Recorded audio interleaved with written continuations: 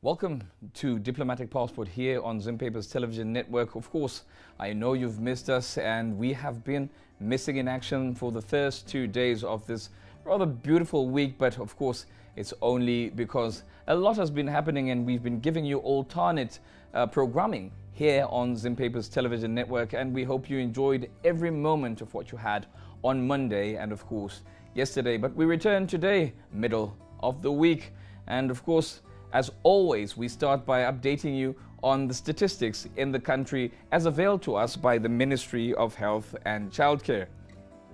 So Zimbabwe now has 7,711 confirmed cases of COVID-19, including 26 deaths and 5,979 recoveries, which puts the national recovery rate back up at 78%. With 637 PCR tests having been done in the last 24 hours. And of course, 5 new cases were recorded. And thankfully, they're lower than the stats were giving us in the past week, of course, and subsequent weeks going back. Now, these are all local transmission cases, with Harare still the epicenter, and Harare now having 3,241 cases, followed by Bulawayo, which now has 1,405 cases of COVID-19. Now, elsewhere, of course, you do know there has been announcements coming round that teachers ought to go back to school, teachers ought to go back and start teaching, and there's that rather dialogue between government and her employees with regards that issue. And we've got news coming in right now, and what we have is teachers actually saying that they're not going back to work as long as their welfare needs are not addressed. And of course, yesterday the government had announced that schools will reopen on the 28th of September in phases, but as long as those welfare issues are not catered for, the teachers are saying this was a premature announcement by government. And of course, that announcement, of course, had been made by the Minister of Information after that crucial cabinet briefing, and we were there to capture it. Cabinet knows that all the necessary measures are being taken to ensure that schools are reopened for examination classes in a safe environment. Progress has been made so far on the comprehensive logistical plan for the coordinated accelerated completion of the Schools Wash project, the supply and distribution of PPE, hygiene kits, disinfectants, and infrared thermometers to all public schools. Most of the districts are reporting improved levels of preparedness by schools. Cabinet approved that a COVID-19 sentinel surveillance system be established in schools to monitor the behavior of the virus and make adjustments where necessary. There will also be dedicated SUPCO buses to ferry learners to school for examinations. Now, when last we met, we had introduced people onto this stage who had come from Bulawayo, and I did mention that one of the two had actually come for an initiative that's trying to help young people, especially artists, to have a foot in the future, because what we've always said here on Diplomatic Passport is that COVID-19 came and wanted to get a grip of our future, wanted to suffocate us, but we found ways of going around that. And I did say that coming into next week, which of course is this week, we shall be continuing with such dialogue. And today I'm absolutely happy because I've now got a stage, a studio with just women voices, and I would like to welcome the two of you. Just briefly introduce yourself, what organization you're coming from, and give us a little bit about that. I'll start with you, Rachel. Okay, thank you very much for bringing me here. So my name is Rachel Kwainona. I am the Communications Development Officer at House of Arts Association. So House of Arts Association is an arts organization. We started in 2016, and throughout the years we have reshaped communities through art. So anything that has to do with art, be it singing, dancing, drawing, whatever art, we do that and we advocate through that art, and we try to advocate for change and youth empowerment and development through art. I will come back to you later on with regards to that sort of empowerment and that reshaping communities, because I'm going to ask, do you think our communities are in bad shape? And then Paida, pleasure having you here. Also introduce yourself and the role that you play. Okay, my name is Paida Moyo Maburukwa. So I am the projects coordinator for House of Arts Association. So basically my role in the organization is to coordinate with stakeholders, coordinate within our networks, to find variability in terms of us implementing our projects. We are a creative institution, but then we are so rooted in development issues that are affecting young people. So our strongest key, or rather our strongest our strongest strength is our networks. We try to build networks so that we try to drive the agenda through in communities that we do work in, and trying to also develop outside the communities that we're working in. And what communities primarily do you work in? Outside that spectrum, where else has your footprint gotten to? Because we had Mentor Dlamini here on Friday, and he's all the way from Bulawayo, and you had brought in people from even far afield as Mutare. What's your main footprint? Where is it, and where else do you go? Okay, our footprints is in our project areas are mainly Mbare, Hopely, and Heathcliff. But then our association has members from all over Zimbabwe. So you will find us in these areas, Hopely, Mbare, and Heathcliff, but then you also find some of our artists from all over Zimbabwe. So yeah, if you visit Mbare, you'll see some of our works, because we are trying now to brand the movement of trying to develop communities through art as in to be very visual and very impactful. And what would we go to Mbare and see to say? Okay, you can visit I Am Mbare. It's an institution that we partnered with to try to create safe spaces for young people. So we did a bit of artwork. We partnered with calligraphy to do murals as well in Hopely. And very soon we're going to be working in Heathcliff spaces as well. So we're trying to leave a very distinct footprint. Like in Hopely, we revamped a studio in Hopely, and we put murals just outside their walls. So if you visit Hopely around their shopping center, you will find a very colorful music studio, and that is our footprint. But then ours is more of the impact, because we're trying to move we're trying to make sure that musicians, and hopefully that are coming from marginalized communities, also have a platform. So the first thing was to make sure everyone can notice the studio, and then impact comes from their narrative, in the sense that they are attracting more attention to their community in their studio. And Rachel, looking at I'm speaking from the stereotype that's given, and from the stereotypical perspective. You'd have, just ordinarily, when you mention names like Heathcliff, Hopely, and Mbare, they'll be looked at as troubled zones, and that sort of thing. Of course, you're not primarily in Epworth, but you know those communities would come under that negative stereotype. What informed your getting into those communities, and what do you intend to do to transform? You talked about reshaping communities. What informed you when you were going in and saying, you know, this place needs reshaping?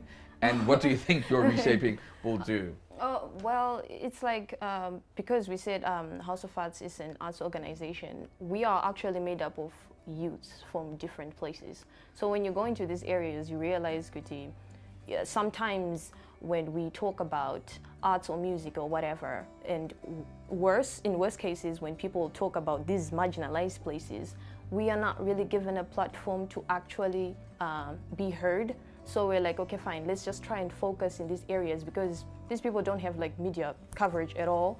There's great talent there. So it's good for us to actually go there and scout talent with their artists and be their players or whatnot. And we try to pave a way so that people can actually appreciate, because we all know the music industry or the arts industry, a big fish. So you're talking about going against maybe Mara Brown or Japris or whatever, to name a few, but then you're getting like these other youths from marginalized places to try and put them on like better platforms, give them like talent management and stuff like that, so that they can also feel like they're part of a movement. They feel safe, and we create those spaces for them. So. Wow. Yeah. And I saw you were bridging a certain gap, bringing them together, because ordinarily we take these things for granted. Yeah.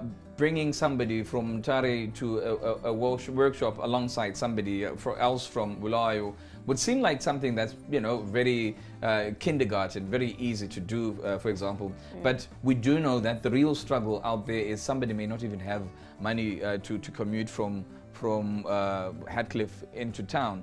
And what impact have you seen that bringing artists together create, for example, when you brought these artists together from various places? Do you see them deriving value from that and from each other? Yes, because like collaborating is a great thing. So when you put like an artist who draws, an artist who plays mbira, an artist who plays guitar or sings or raps, hip hop or whatever, something great always comes out of that. Because like I mentioned earlier, these people, they don't know each other, and they're from marginalized places or locations. So when you put them together, they're like, oh, so you play music, oh, so you draw, and then let's try to come up with something. And then unite and create something very big that they themselves, they'll be like shocked to be like, okay, so we actually created a song like this to empower, and we keep them moving. And speaking of the song, you guys are absolutely stingy, and you did not give me you have this beautiful product that you came up with, and of course we're going to be letting our viewers know going forward what it is.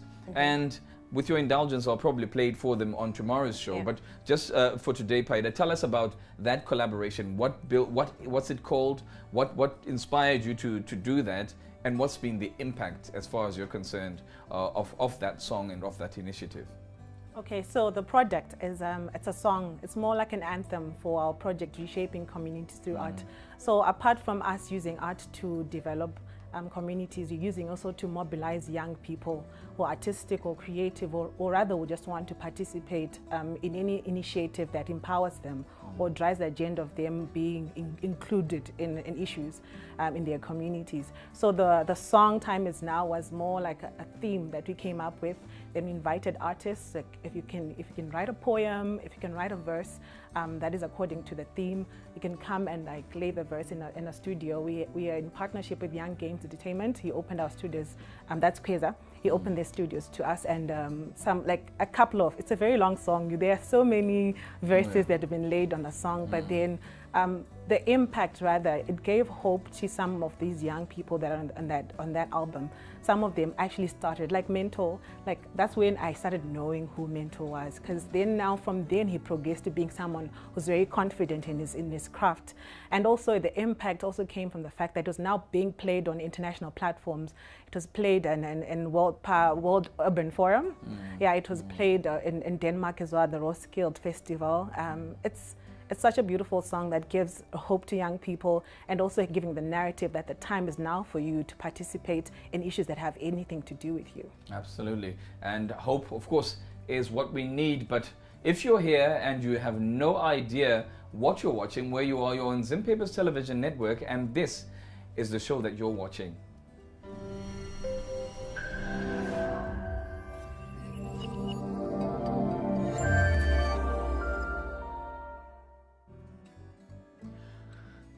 Well, you're joining us here on Zim Papers Television Network, of course. Yes, it's Diplomatic Passport, and we've given a passport to these beautiful women who are super empowered and are doing absolutely amazing work in their communities. And, you know, Achoro, thank you for coming.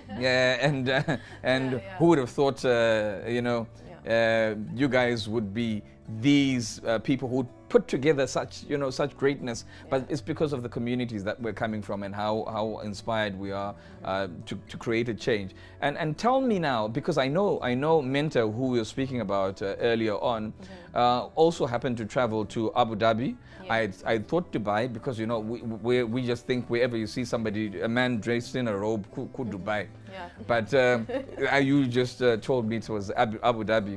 Tell me about Abu Dhabi, how that came about, and the people traveling there. What was the whole idea of going there, and what impact? I'm coming back to impact, because you said you want to affect and change the societies in which you live and work?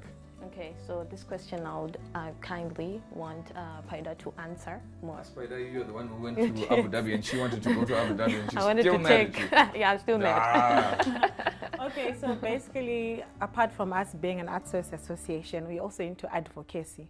So we joined our partners Dreamtown and initiative to try to drive the agenda of, and a creative way to advocate for young people living in slums, because Dreamtown does work in slum areas in Africa. So the trip there was also to empower us in terms of opening our eyes to issues that are affecting young people living in marginal areas, and also come up with a concept, or rather an agenda for all the countries present and all the organizations present on how we can actually develop communities that are marginalized. So the impact from what we brought back home is we were empowered in the sense that you know, creatives is something that is very difficult for some people to swallow or to rather understand. But then we realized that even in our performances, when we played the video, people were sort of engaged in us trying to know what can we also produce internationally, even in terms of partnerships. So it almost gave us confidence, because, you know, we're coming from a country that does not really identify art as something that is relevant. We got appreciation from other countries in terms of us driving a creative agenda that is more empowering for young people, because it's very easy for young people to be receptive to messages that is in tuned, or rather embedded in music or art. Oh yeah, absolutely. And then probably a final thought as we come to wrap up the dying embers of our show. What's the I'm sorry, I didn't ask. My goodness, yes. This is a lovely day. So Vana Chuoro 1. Yes. Just a parting shot to the youth, and what message do you have for them? What message do you want to impart to them as we close today? Okay, so basically, I'm also a singer-songwriter, so it's speaking from an artist maybe to another artist or a young person who's trying to get into this industry is try by all means to just be yourself, because people tend to lose themselves trying to fit into this box. Maybe we know you look up to someone, but let that be like a guide, but not you transform yourself into something else. Just stay true to yourself and just stay focused, because look at where people, young people in House of Arts Association have gone from like paintings to whatnot, you know. So you just have to stay focused and be true to yourself. So. Be true to yourself, stay focused. Achuoro too.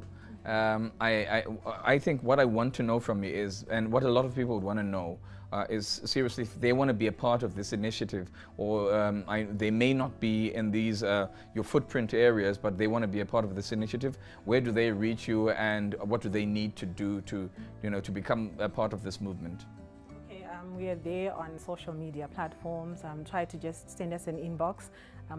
Also tag us in any activities that you think have anything to do with art, or rather development, or young people rather. We are interested in anything that has to do with young people, but then we're just using art as a tool to sort of like mechanize progress.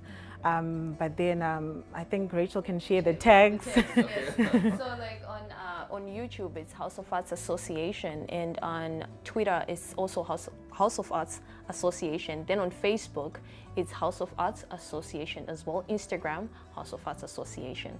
So these tags, they are simple, straight to the point. If you type them in, you find them, and the website is also there as well. So you can take a look at that and just follow us. Like she said, inbox, we are open to people joining. Yes.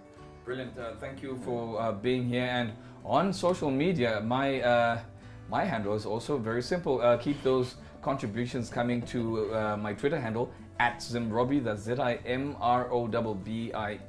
Or of course on my email address, robinkwadiwa@gmail.com, if there are any people out there who still use email and are conversant with it. Now, going forward, just to wrap up, there has been a lot happening on the Twitter streets and of course on the webosphere, with a good friend of mine, Miss Red, saying if she heard just one more Jerusalem challenge, she would probably slit her wrists. Well, she didn't say that exactly, but it was pretty close. And as usual, Miss Red being Miss Red, she attracted a lot of red. But perhaps something that will make her change her mind.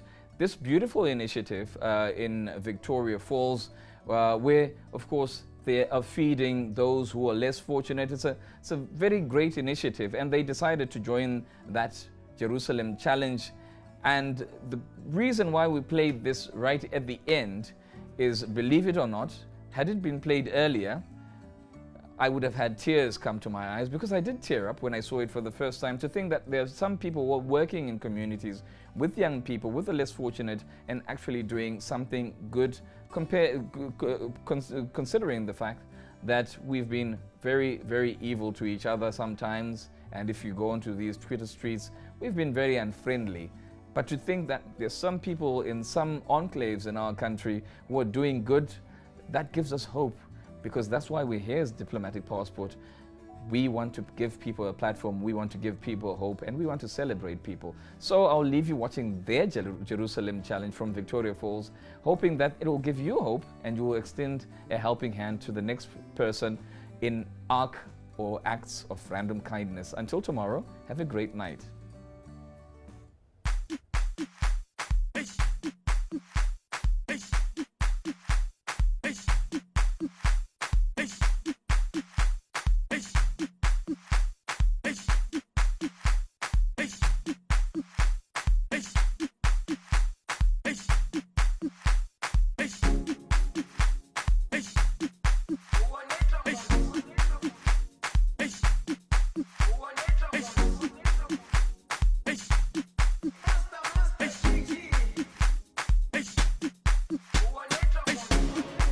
Jerusalema, ikhaya lami, ilondoloze, uhambe nami, zungangishilana, Jerusalema.